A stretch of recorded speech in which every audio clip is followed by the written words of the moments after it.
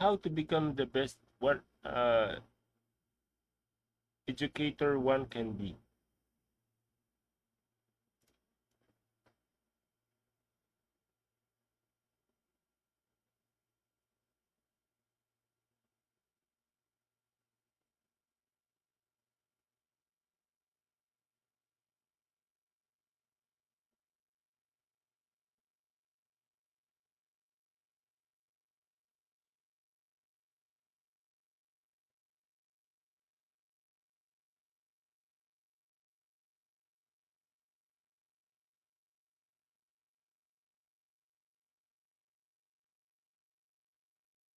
As you seek to become the best educator you can be, let us turn to the provided words of counsel for guidance. Biblical counsel for educators. 1. Study to show thyself approved unto God, a workman that needeth not to be ashamed, rightly dividing the word of truth. 2 Timothy chapter 2 verse 15. 2. A bishop then must be blameless, the husband of one wife, vigilant, sober, of good behavior, given to hospitality, apt to teach. 1 Timothy chapter 3 verse 2. 3. And the servant of the Lord must not strive, but be gentle unto all men, apt to teach, patient. 2 Timothy chapter 2 verse 24. 4. Holding fast the faithful word as he hath been taught, that he may be able by sound doctrine both to exhort and to convince the gainsayers. Titus chapter 1 verse 9. 5. In all things showing thyself a pattern of good works, in doctrine showing uncorruptness, gravity, sincerity. Titus chapter 2 verse 7. 6. Preach the word, be instant in season, out of season, reprove, rebuke, exhort with all longsuffering and doctrine. 2 Timothy chapter 4 verse 2. 7. Whosoever therefore shall break one of these least commandments, and shall teach men so, he shall be called the least in the kingdom of heaven. But whosoever shall do and teach them, the same shall be called great in the kingdom of heaven.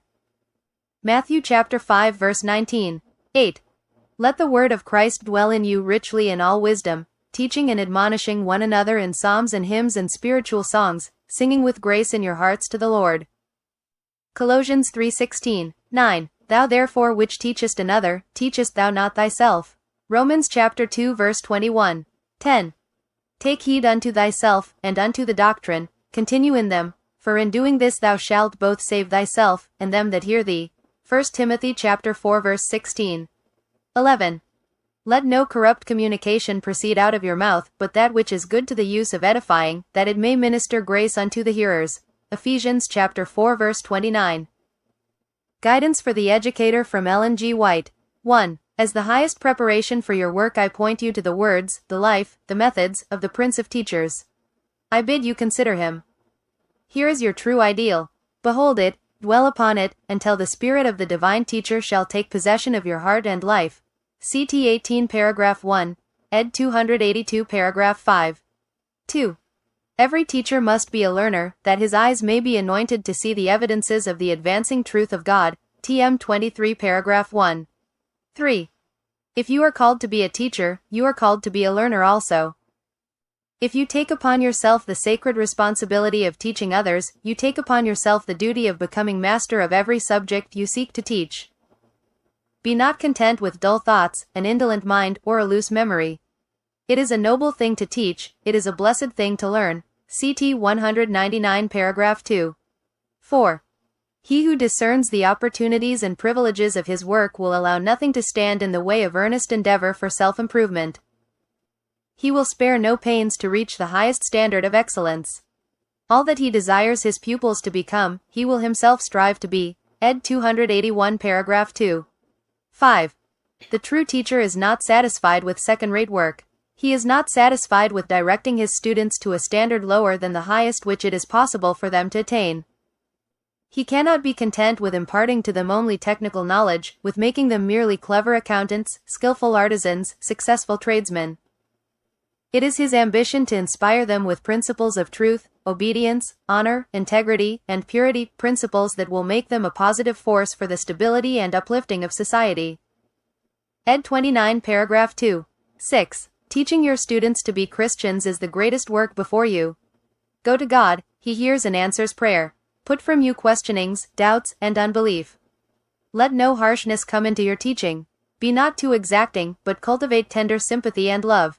Be cheerful. Do not scold, do not censure too severely, be firm, be broad, be Christ-like, pitiful, courteous.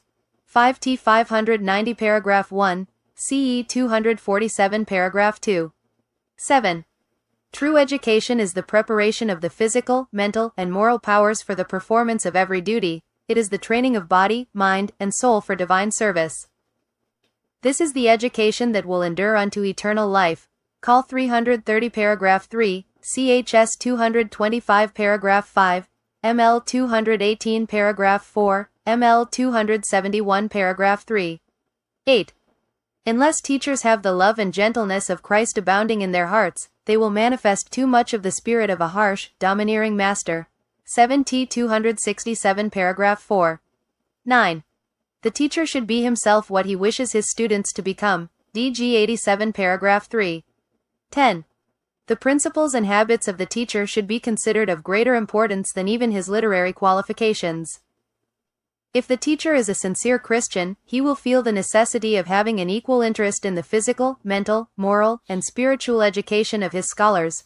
1 MCP 189 paragraph 2. 11. With a deep, earnest interest to help your students, carry them over the ground of knowledge. Come as close to them as you can. CT 253 paragraph 2. 12. It is impossible to do this work for time and eternity unless the teacher has a close connection with God.